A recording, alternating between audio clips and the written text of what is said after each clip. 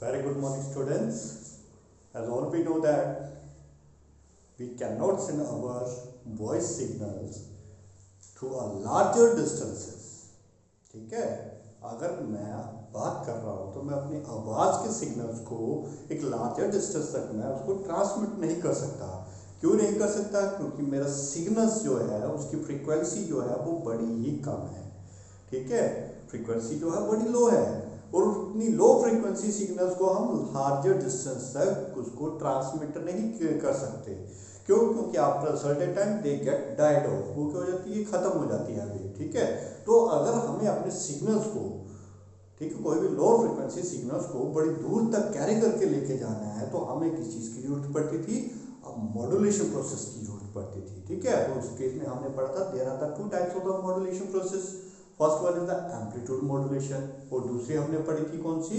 Frequency modulation. तो आज हम उन्हीं मॉड्यूलेशंस के बारे में बात करेंगे। So we will discuss about the amplitude modulations. किसके बारे में बात करेंगे? Amplitude modulation. तो देखो एम्पलीट्यूड मॉड्यूलेशन होता क्या है? It is the process of changing the amplitude. क्या होता है? प्रोसेस होती है किसको चेंज करने, किसको चेंज करने की? एम्पलीट्यूड को चेंज करने की process of the carrier wave in accordance with the amplitude of modulating wave, यानी कि जो सिग्नल्स वेव है हमारे पास, ठीक है, without changing this frequency and the phase. अब देखो यहाँ पे जो मैं बात कर रहा हूँ, जो बात कर रहा हूँ उसकी फ्रीक्वेंसी क्या है? लो है। तो इस फ्रीक्वेंसी वेव को हम क्या बोलेंगे? इसको बोलेंगे मॉड्यूलेटिंग वेव। मॉड्यूलेटिंग वेव बोला जाता है। ठीक है, इसकी फ्रीक्वेंसी जो है बड़ी ज्यादा लो है। अगर मैं इसको विदाउट किसी एनी फिनोमेना के इसको भेज देता हूं तो ultimately this frequency will get died of after covering a certain distance. क्यों? क्योंकि इसके पास एनर्जी ही नहीं है इतनी ज्यादा। ठीक है, जितना ज्यादा मैं जोर से चिल्ला दूंगा थोड़ा सा और ज्यादा दूर डिस्टेंस तक चला जाएगा। लेकिन अगर मुझे इसी सिग्नल को बड़े लार्जर डिस्टेंस तक ट्रांसमिट करना है, ठीक है, तो I can not send this signals with this type of the frequency.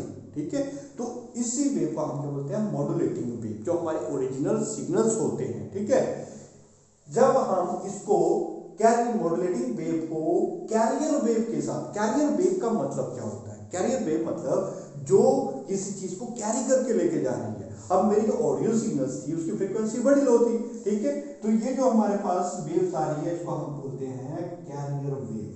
क्या बोला जाता है इसको? कैरियर वेव बोला जाएगा। फिर तो इस कैरियर वेव की जो फ्रीक्वेंसी होती है that is a very larger one. Clear है? कितनी है? बड़ी ज्यादा लार्ज है।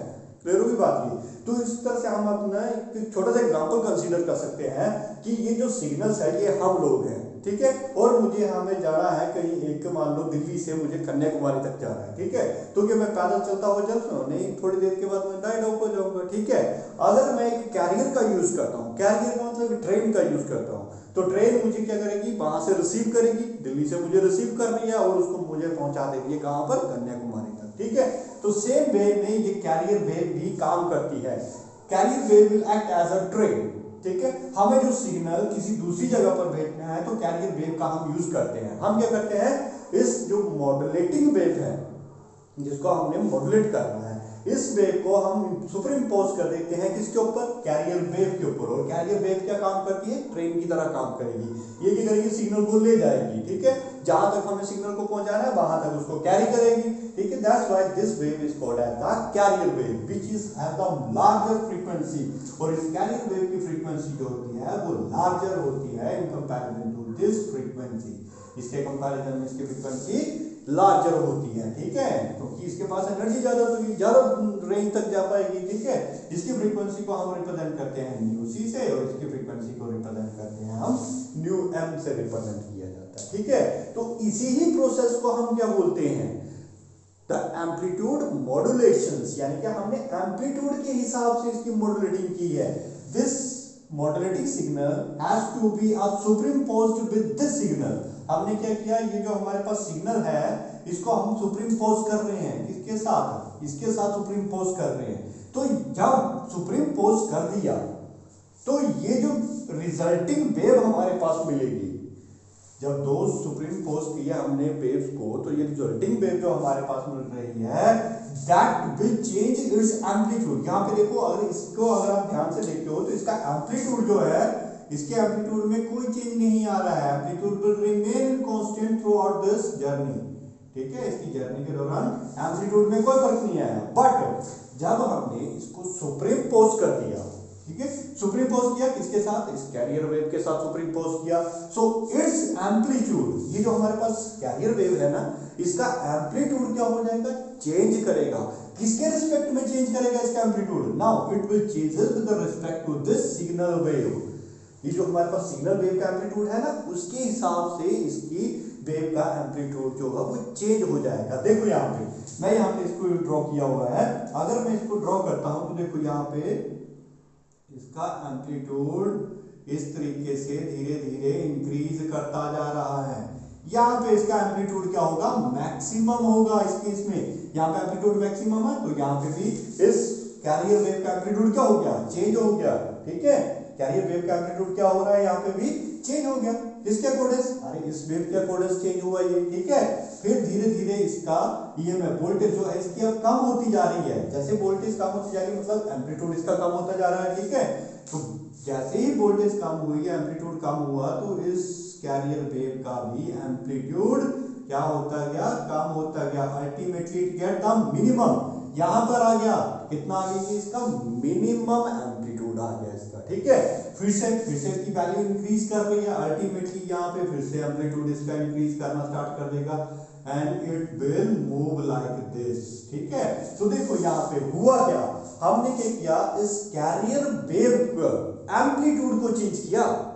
इसके इस कैरियर वेव के एम्पलीट्यूड को चेंज किया, किसके अकॉर्डिंग चेंज किया, with respect to this modulating wave या फिर सिग्नल वेव के रिस्पेक्ट में इसके एम्पलीट्यूड को चेंज किया। ठीक है, तो इसी को हम प्रोसेस को क्या बोलते हैं, एम्पलीट्यूड मॉड्यूलेशंस। अब देखो यहाँ पे इस केस में हमने ना तो इसकी फ्रीक्वेंसी में कोई चेंज किया, फ्रीक्वेंसी में कोई चेंज नहीं है, फ्रीक्वेंसी ऐसा रहेगी, जो फ्रीक्वेंसी कैरियर वेव की यहाँ पे थी वही कैरियर वेव की फ्रीक्वेंसी यहाँ पे होगी। ठीक है, फ्रीक्वेंसी विल रिमेन कांस्टेंट यहाँ पे, ठीक है, सेम रहेगी।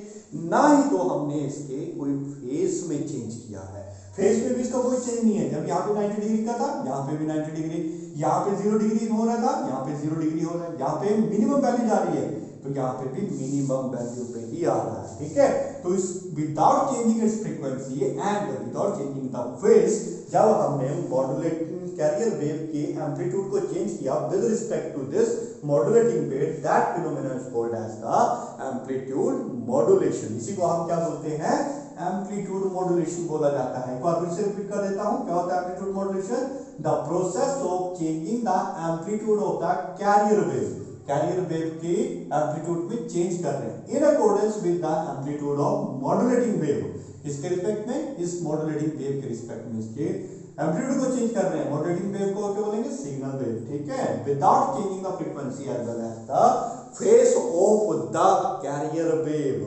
ठीक है, ना तो इसकी फ्रीक्वेंसी में कोई चेंज आया, ना ही तो इसके फेस में कोई चेंज किया हम लोगों ने। ठीक है, so this kind of modulation is called as that of this amplitude modulations. Now let us calculate this resulting amplitude of this resulting wave. ठीक है, ये जो रिजल्टिंग एम्पलीट्यूड बनेगा इस वेव का वो कितना होगा, so let us discuss this. ठीक है, तो यहाँ पे हम इसको रिप्रेजेंट करते हैं किससे, इक्वेशन से रिप्रेजेंट करते हैं। समझ रहे बात, ये एक मिनट ना।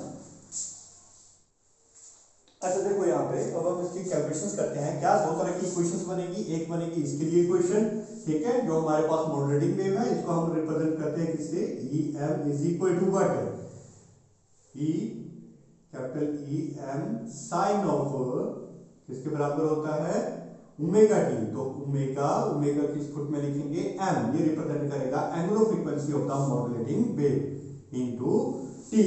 ठीक है, where e represent the voltage, जो हमारे पास वोल्टेज अप एंड डाउन कर रहे हैं हम उसको रिप्रेजेंट करेगा, will be equivalent to the em represent करेगा the maximum amplitude of that wave, उस वेव का मैक्सिमम एम्पलीट्यूड कितना था। This one is the sine of function involving this. ठीक है, ये इक्वेशन हमने कहां से उठाई है, आप लोगों ने ये ऑलरेडी करके रखी हुई है यूनिट नंबर 4 में, ठीक है, कौन से केसेस में, जब हम लोगों ने एक्सेलरेटिंग वोल्टेज के लिए वैल्यूज निकाली थी, ठीक है। ईएमएफ यहाँ पे हम कैलकुलेट करते हैं, तो सेम भाई है ईएमएफ जो से यहाँ पे देखो ईएमएफ की इक्वेशंस क्या होती थी, that is E equal to E not sine of what omega d, यही तो है, इसी क्वेश्चन को हमने यहाँ पे अरेंज करके लिखा हुआ है, ठीक है। और दूसरी इक्वेशन जो हम लिखेंगे इसके लिए कैरियर वेव के लिए, तो कैरियर वेव का एम्पलीट्यूड किससे रिप्रेजेंट करेंगे, EC से, will be equal to what amplitude of this carrier wave sine of omega C into T। जब हम इन दो वेव्स को क्या कर रहे हैं, इन दो वेव्स को सुपरिम्पोज कर रहे हैं, तो एक नई तरह की रिजल्टिंग वेव निकल रही है हमारे पास, ठीक है। ये जो रिजल्टिंग वेव है इसी का ही हम लोगों ने नेट एम्पलीट्यूड निकालना है, ये जो इसका नेट एम्पलीट्यूड होगा वो कितना आएगा, और जो रिजल्टिंग वेव बनेगी उसकी इक्वेशंस क्या होगी। अगर आप लोगों को याद होगा तो +1 में हम लोगों ने इन सभी चीज़ों के बारे में ऑलरेडी डिस्कस किया हुआ है, ठीक है। जिस तरीके से हम इन सभी दो वेव्स को सुपरिम्पोज करते हैं और रिजल्टिंग वेव का एम्पलीट्यूड निकालते थे, ठीक है, तो थोड़ा बहुत याद होगा। तो अब क्या करेंगे, देखो जो रिजल्टिंग वेव बन रही है, तो रिजल्टिंग वेव को हम रिप्रेजेंट करते हैं किससे, E से, ठीक है। E रिजल्टिंग वेव को रिप्रेजेंट करते हैं, that will be equivalent to what, किसके इक्विवेलेंट आएगा ये, that will comes out to be resulting wave of the carrier wave, that is EC। एक मिनट रुकना बच्चा।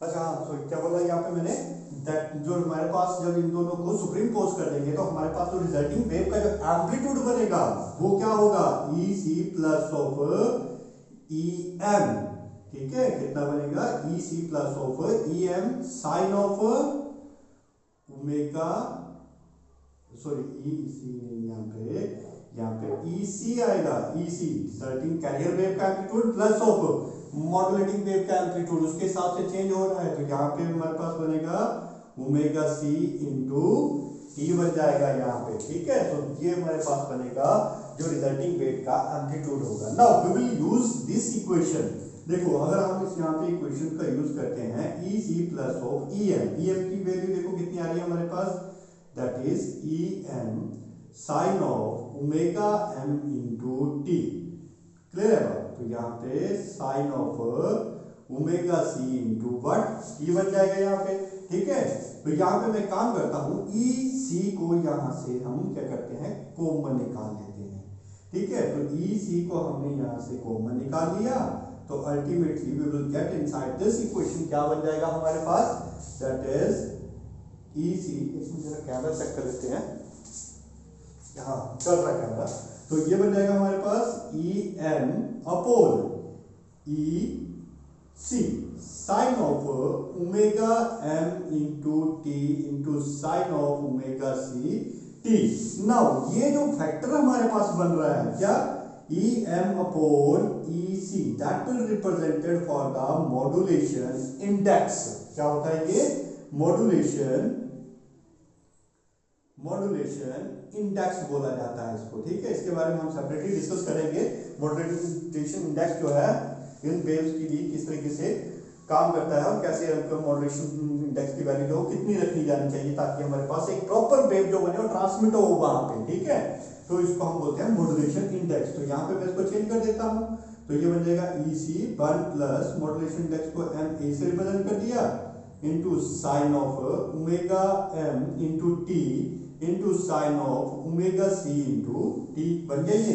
अब इन सारी ब्रैकेट को ओपन कर देते हैं, तो यहाँ पे हमारे पास बनेगा रिजल्टिंग वेव का EMF जो होगा, यहाँ पे वोल्टेज जो होगी एक्सेलरेट कर रही है, तो यहाँ पे ये बनेगा EC को 1 से मल्टीप्लाई किया और साइन ऑफ ओमेगा T यहाँ पे आया, तो ये बन जाएगा sine of omega C into T, ये बात क्लियर हुई, ठीक है।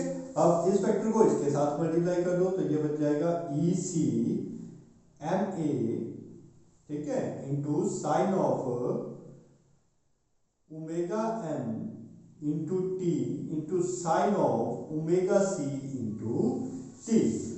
तो यहाँ पे हमारे पास ये जो फैक्टर बना, अब इसको हम थोड़ा सा मॉडिफाई करेंगे by using the trigonometry identity का यूज करते हैं। ट्रिग्नोमेट्री आइडेंटिटी कौन सी यूज करेंगे यहाँ पे, साइन A साइन B, ठीक है, तो इसका फॉर्मूला क्या होता है 1/2 cos of b minus a into cos of b plus ए।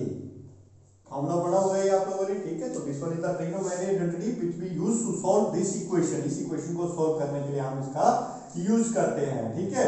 तो यहाँ पे देखो, इसको सॉल्व करने के लिए इस इक्वेशन का यूज किया जाता है। तो यहाँ पे हम हमारे पास इक्वेशन बन जाएगी E is equal to what, e c sine of omega t, इसमें कोई चेंज नहीं करेंगे।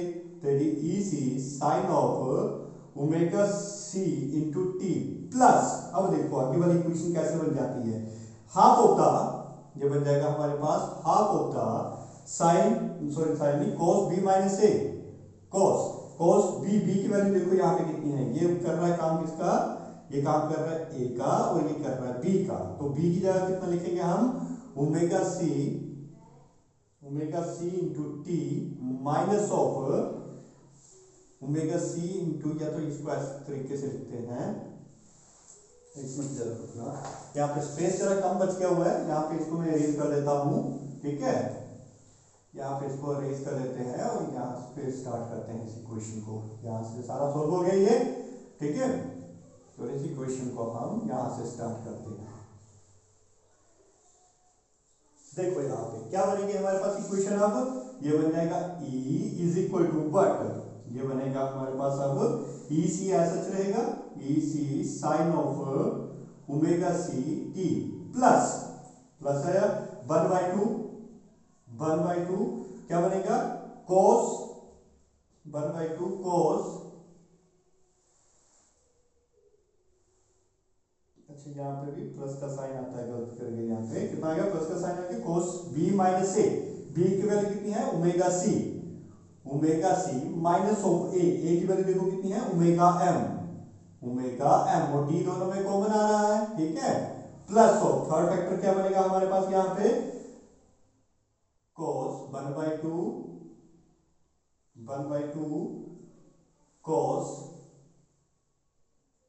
Omega c plus of omega m, ठीक है। साथ में इस सारे के सारे फंक्शंस के साथ किसको मल्टीप्लाई करेंगे, साथ में फैक्टर कौन सा मल्टीप्लाई हो रहा है, ई सी अपॉन एम ए, तो यहाँ पे लिख देते हैं ई सी अपॉन एम ए, ठीक है।